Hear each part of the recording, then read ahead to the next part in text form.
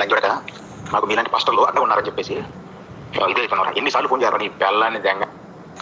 అరే లంచోడక మాకు మీలాంటి పాస్టర్లు అడ్డగా ఉన్నారని చెప్పేసి ఇదే అవుతున్నారా? ఎన్నిసార్లు ఫోన్ చేయాలరా నీ పిల్లాన్ని దెంగ నా కొడక, నీ అమ్మ పూకు దెంగ లంచోడక. వాడితో దెంగించుకోవడం కాదురా, హిందువులు మమ్మల్ని తిడుతున్నారు చేస్తున్నారు, నీ అమ్మ పూకు దెంగడానికి నువ్వు దేనికున్నావు లంచోడక? చేతకని నా కొడుకు మేము ఎన్నిసార్లు ఫోన్ చేయాలి? ఎన్ని నెంబర్ల నుంచి చేయాలరా? చేతకని లంచోడికి చేతకని తరం ఉండు, ఎర్రి పూకు నా కొడక. చేతకపోతే నుండి ఉండరా నీ పిల్లని దెంగ నా కొడక. దెంగించుకుంటారా లంచోడు నీ పిల్లని? నేనన్నే అత్తరా నీ చేత కాకపోతే? నీ అమ్మ పూకు దెంగట. నేను ఫోన్ చేస్తే ఫోన్ ఎత్తవారా? నీ అమ్మ గాలి గొద్దలు నా సూళ్ళి గాలి నా కొడక. ఎత్తరా లంచోడక? ఫోన్ చేసినప్పుడు ఫోన్ ఎత్తడం నేర్చుకో. మరి అలాంటప్పుడు ఎందుకు ఇవన్నీ సమాజాలు గిమాజాలని ఇవన్నీ మాట్లాడుతూ? ఇప్పుడు నువ్వు నిలబడ్డ కారు, నీ అమ్మ పూకు, వీళ్ళంతా కూడా ఏంటంటే చూస్తున్నారు కదా ఎంత భయంకరమైనటువంటి మాటలు అంటే. ఇలా మాట్లాడుతుంటే ఒక సేవకుడిని, క్రైస్తవుల పక్షమున పోరాడుతున్నటువంటి ఒక వ్యక్తిని ఎంత వేదన ఉంటుంది, ఎంత బాధ ఉంటుంది. అమ్మని భార్యని తిడుతుంటే. వీడి నంబర్ చెప్తాను, మీరు వీలైతే నోట్ డౌన్ చేసుకోండి. ఈ నంబరు 8498948995 8498948995. వీడి పేరు మనకు తెలీదు. మరొకసారి చెప్తాను నంబరు 8498948995. కంటిన్యూస్గా 3 వాయిస్ మెసేజ్లు పెట్టారు. మీకు వినిపించింది ఒకటి మాత్రమే, ఇంకా 2 ఉన్నాయి. ఇవి వినటానికి కూడా మనసు రావటం లేదు. బీపీ అన్నీ పెరిగిపోతున్నాయి. అంత భయంకరమైన కాల్స్ వస్తున్నాయి. సరే, అజయ్ని అడిగి తెలుసుకుందాం అసలు ఏం మాట్లాడాడు, ఏం తప్పు చేశాడు, ఏ క్రైమ్ చేశాడు వాళ్ళు అలా మాట్లాడటానికి. అడుగుదాం, మరి దానికి ఏమన్నా పరిష్కారం చూద్దాం, మాట్లాడదాం. చెప్పు అజయ్, అసలు ఎందుకు వీళ్ళందరూ నిన్ను టార్గెట్ చేశారు లాస్ట్ 3 days నుంచి? సుమారు 25 రోజుల క్రితం తెలంగాణ రాష్ట్రంలో గోదావరి కని అనే ఒక ప్రాంతంలో బెల్లంపల్లికి సంబంధించినటువంటి ఒక కుర్రాడు యేసుక్రీస్తు ప్రభువుకు సంబంధించిన కరపత్రాలు కొన్ని పంచుతుంటే ఒక 10 మంది హిందుత్వవాదులు అతన్ని పట్టుకొని మోకాళ్ళ మీద కూర్చోబెట్టి ముక్కు నేలకు రాపించి చేతిలో ఉన్న బైబిళ్ళు చింపేసి కరపత్రాలు చింపి అతనికి బలవంతంగా బొట్టు పెట్టి జై శ్రీరామ్ అని కేకలు పెట్టించి నోటుకొచ్చిన బూతులు తిట్టి పంపించారు. ఆ బస్టాండ్లో మీరు ఏకంగా సువార్త ప్రకటించి వచ్చారు వెళ్ళి ఆ బస్టాండ్. అవును. ఆ ఇన్సిడెంట్ జరిగినప్పుడు నేనేమన్నానంటే, సహజంగా హిందువులు బొట్టు పెట్టుకుంటారు, స్త్రీలు బొట్టు పెట్టుకుంటారు. మన క్రైస్తవ స్త్రీలను చూసినప్పుడు వాళ్ళు ఏమంటుంటారంటే, కొంతమంది హిందుత్వవాదులు, భర్త చచ్చిపోయాడా, అవును, ముండమోసిన దానిలాగా ఉన్నావు, వెధవరాల్లాగా ఉన్నావు అంటారు, బొట్టు లేకుండా తిరుగుతున్నావు అని అంటారు. సహజంగా వాళ్ళు చాలా మందిని అంటారు, బొట్టు లేకుండా మనోళ్ళు ఎదురుపడగానే విధవరాల్ని చూసినట్లుగా చూస్తుంటారు వాళ్ళు. ఆ సమయంలో నేను ఏమడిగానంటే, ఇప్పుడు స్త్రీలు మీరు బొట్లు పెట్టుకుంటున్నారు అని అంటే పుణ్య స్త్రీలు, భర్త ఉన్నటువంటి స్త్రీలు అని అర్థం. మరి మా మగాళ్ళకి బొట్లు ఎందుకు పెడుతున్నారా? మరి బొట్టు పెడుతున్నారు అంటే మగాళ్ళకి కూడా ఎవరైనా భర్తలు ఉంటారా అని అడిగాను నేను. ఇప్పుడు ఒకటి, నువ్వు మగాళ్ళకి బొట్టు ఎందుకు పెడుతున్నారు, మా మగాళ్ళకి బొట్టు ఎందుకు పెడుతున్నారు అవును అన్నావా?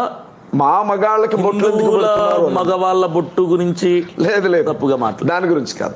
బొట్టుగా నామాలు పెట్టుకోమనండి, అడ్డనామాలు పెట్టుకోండి, పంగనామాలు పెట్టుకోండి, నిలువు నామాలు పెట్టుకోండి, నాకెందుకు? ఓకే, నాకు సంబంధం లేని విషయం. నేను ఏమడిగానంటే, మా వాళ్ళకి బొట్లు ఎందుకు పెడుతున్నారు మగాళ్ళకి?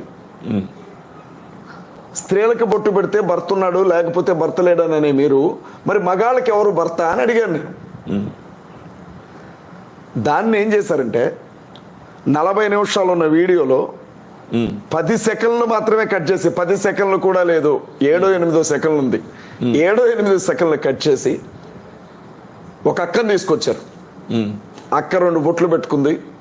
మీకు బొట్టు ఎందుకు పెట్టుకోవాలో మేము చెప్పమంది. నేను అడగల, నాకు చెప్పాల్సిన అవసరం కూడా లేదు, ఎన్ని బొట్లైనా పెట్టుకోవచ్చు. ఆ టైంలో వీడి మీద కేసులు పెట్టండి, లీగల్గా యాక్షన్ తీసుకోండి, నువ్వెందుకు పెట్టట్లేదు అని అడిగితే నాకు చేత కాదు, నాకు తెలియదు ఇట్లాంటి పెద్దోళ్ళందరూ కేసులు పెట్టండి అని అన్నారు. అదే టైంలో ఖమ్మానికి సంబంధించిన నల్లమల రంజిత్ అనే ఒక వ్యక్తి, అతను తెలుగుదేశం పార్టీ నాయకుడు, కులానికి అతను కమ్మతను. అతనికి ఒక హోటల్ ఉంది గట్టై సెంటర్ లో, ఇక్కడ ఖమ్మంలో గట్టై సెంటర్ ఉంది, అక్కడ హోటల్ ఉంటుంది, చౌదరి హోటల్. హోటల్ పేరు చౌదరి. అని విపరీతమైనటువంటి తెలుగుదేశం అభిమాని, బాలకృష్ణ వెనక్కి తిరుగుతాడు. ఆ ఇంట్లో ఏమన్నా ఫంక్షన్లు ఉంటే వెళ్ళడం రావడం, ఆ ఫోటోలు హోటల్లో పెట్టుకోవడం. ఇతనికి ఖమ్మం బాలయ్య అనే ఒక ఇన్స్టా ఉంది, ఇన్స్టాగ్రామ్. అందులో ఏకంగా ఆవిడేమని చెప్పిందంటే, మన మగాళ్ళందరినీ ఆడంగిలోళ్ళు అంటున్నాడు వాడు, వాడిని మీరు వదలకండి అని చెప్పింది ఆవిడ. ఇక బాలకృష్ణ మూవీస్ బాగా చూస్తాడు అనుకుంటా. అసలు ఆ వీడియోలో అతను ఏం మాట్లాడాడు, ఏ సందర్భంలో అది అన్నాడు అన్న విషయాలు నేను పట్టించుకోలేదు. డైరెక్ట్ గా నా వీడియో ఒకటి తీసాడు, ఇన్స్టాగ్రామ్ లో పెట్టి నోటికొచ్చినట్లుగా మాట్లాడి నా నంబర్ ట్రోల్ చేశాడు. అతనితో కొంతమంది మాట్లాడితే అతను ఏమన్నాడంటే, నాకే ఆశ్చర్యం అనిపించింది. అజయ్ బాబు ఇల్లు బల్లేపల్లిలో ఉంటుంది, వాడి ఇంటి దగ్గరికి 2 మనుషులను పంపించాను, వాడి ఇంటి దగ్గర లేడు, దొరుకుంటే ఆ రోజే వాడి సంగతి తేలిపోయేది, మేము వదలం, మేము ఒక గ్రూప్ తయారవుతున్నాం, వాడి సంగతి తెలుస్తాం అని అన్నాడు. కేవలం ఆ 7 సెకండ్లు బిట్, ఆ 7 సెకండ్ల కాల్స్ అన్ని రావటానికి అదేనా అదే బిట్. దాన్ని ఏం చేశారంటే, తెలుగుదేశం పార్టీలో చంద్రబాబు, నారా లోకేష్ ఉంటారు కదా, వాళ్ళ తర్వాత వాళ్ళ కులాలకు సంబంధించిన ఉన్నోళ్ళందరూ కూడా కొన్ని వాట్సాప్ గ్రూపులు ఉన్నాయట వీళ్ళకి. వాళ్ళు సర్క్యులేట్ చేశారు దాన్ని. అక్కడి నుంచి చంద్రబాబు నాయుడు గారి బంధువులకు సంబంధించిన గ్రూపుల్లో నుంచి వాళ్ళ నాయకుల గ్రూపుల్లోనికి వచ్చింది, నాయకుల గ్రూపుల నుంచి అభిమానుల గ్రూపుల్లోనికి వచ్చింది. ఆంధ్ర తెలంగాణ ప్రాంతాల్లో టీడీపీ కార్యకర్తలు విపరీతంగా దీన్ని షేర్ చేశారు. షేర్ చేసిన వాళ్ళ నంబర్ చూడడం, ఫోన్ చేయడం, మా అమ్మని తిట్టడం, మా ఆవిడని తిట్టడం, నా బిడ్డను తిట్టడం. అరే అది కాదురా నాయన, నేను ఆ ఉద్దేశంతో అనలేదన్నా వినడానికి ఇక్కడ ఎవరు సిద్ధంగా లేరు. ఇంటెన్షన్ వేరే. నన్ను తిట్టాలి, అవకాశం దొరికింది, మళ్ళీ ఇలాంటి అవకాశం దొరికిందా? పోనీ ఆ వీడియోలో హిందూ అనే పదం వాడానా ఎక్కడైనా? లేదు. హిందూ మగాళ్ళు అన్నానా? లేదు. నీ మతం పేరు వాళ్ళ, నీ కులం పేరు వాళ్ళ, నీ వ్యక్తి పేరు వాళ్ళ బొట్టు అన్న టాపిక్ తో మా వాళ్ళకి మగాళ్ళకి ఎందుకు పెడుతున్నారు అని అడిగాను. అందులో నేను మాట్లాడిన మాటలు మిస్టేక్ ఏదైనా ఉంటే కొడకల్లారా అని నేను అనుండకూడదు, క్షమించండి నన్ను, నేను ఆ మాట అనుండకూడదు. ఒక మాట లైవ్ లో ఉన్న ప్రతి ఒక్కరు ఇప్పుడు అజయ్ చెప్పిన మాట విన్నారు కదా, కొడకల్లారా అనే మాట అనుండకూడదు. ఇప్పుడు భయపడి కాదు, అర్థం చేసుకోండి, భయపడి ఆయన అనుండకూడదు అనట్లా. సంస్కారం, మాకు బైబిల్ అడ్డొస్తుంది, మా దేవుడు మాకు అడ్డొస్తాడు, మా సంస్కారం మాకు అడ్డొస్తుంది కాబట్టి అనుండకూడదు.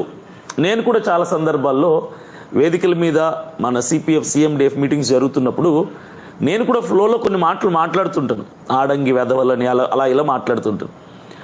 ఆ మాట్లాడిన తర్వాత నేను రియలైజ్ అవుతాను, అలా అనుండకూడదు కదా. కొన్ని ఫ్లోలో వచ్చేస్తుంటాయి, దాన్ని మేము వెంటనే కరెక్ట్ చేసుకునే ప్రయత్నం చేస్తాం. ఇక మీదట నేను ఒకటే చెప్తున్నాను, నా తరపున అజయ్ తరపున కూడా, ఇక మీదట మా ప్రసంగాల్లో, మా ప్రస్తావనలో, మా వ్యాఖ్యల్లో, ఏ సభలోనైనా ఏ లైవ్లో అయినా సరే మేము అసభ్యకరమైనటువంటి పదజాలను వాడం. ఇక మీదట మా ప్రసంగాల్లో అసభ్యకరమైన నా కొడకల్లారని కావచ్చు, లేదంటే ఆడంగి వాళ్ళని కావచ్చు, ఇక ఇతరేతర అసభ్యకరమైన వ్యాఖ్యల్ని మేము వాడమని లైవ్లో ఈ వీడియో ముఖంగా అందరికీ తెలియజేస్తున్నాము. అజయ్ క్లియర్గా చెప్తున్నాడు, ఒక క్రైస్తవుడికి బొట్టు పెడితే ఈయన కోపం వచ్చి మాట్లాడాడు. నేను అందుకే ఈరోజు ఒక వీడియో చేశాను, ఆ కోపంలో మాట్లాడిన మాటల్లో కొడకల్లారన్న పదం కూడా వాడాడు. వీళ్ళు బొట్టు పెట్టారు, హిందువులు బొట్టు పెట్టారు అనుకున్నట్టుగా వీళ్ళు క్రియేట్ చేసుకొని వీళ్ళు ఎంత రచ్చ చేస్తున్నారు చూసారా. నేను ఎందుకంటున్నానంటే, హైందవులలో ఉన్న ఆ యూనిటీ మన క్రైస్తవుల్లో ఉందా? ఒక సేవకుడు ఒక క్రైస్తవుడికి 10 మంది కలిసి బొట్టు పెట్టించి ముక్కుని నేలకు రాపించి అంత గందరగోళం చేసి అవమానపరిస్తే, క్రైస్తవులు ఏదో కొంతమంది సేవకులు పోరాడారు తప్ప అందరూ బయటకు వచ్చి వీడియోలో కానీ లేదంటే ఒక మెసేజ్ రూపంలో కానీ ఎక్కడైనా మాట్లాడాము మనము? మనకు యూనిటీ లేదు. హైందవులకి యూనిటీ ఉంది, ముస్లిమ్స్ యూనిటీ ఉంది, క్రైస్తవులకి యూనిటీ లేదు. సో ఏదేమైనా సరే ఈరోజు అజయ్ మాట్లాడినటువంటి ఆ మాటలో హైందవుల్ని ఉద్దేశించి కాదు, అర్థం చేసుకోండి. హైందవ మగాళ్ళని ఉద్దేశించి కాదు. క్రైస్తవ మగాడికి బొట్టు పెడితే మగాళ్ళకి బొట్టెందుకు పెడతారా అన్నటువంటి మాటను వాడారు. దయతో అర్థం చేసుకోండి. నేను ఉదయం కూడా చెప్పాను, ఇప్పుడు అజయ్ తన నోటితో తనే చెప్పాడు. దయచేసి ఆ వీడియో ఇంకా ఎక్కడ ట్రోల్ చేయకండి. ఆ కంటెంట్ వేరు, కాంటెక్స్ట్ వేరు, మాట్లాడిన సందర్భం వేరు. 7 సెకండ్లు 10 సెకండ్లు ముక్కని పెట్టుకొని దాన్ని వైరల్ చేసి ఫోన్లు చేసి లకారాలు మకారాలు వాడితే మర్యాద ఉండదు ఎవడికి కూడా. మరలా చెప్తున్నాను, ఇంకా కంటిన్యూస్గా కాల్స్ కానీ ఇవన్నీ వస్తే మీకే భవిష్యత్తు లేకుండా పోతుంది.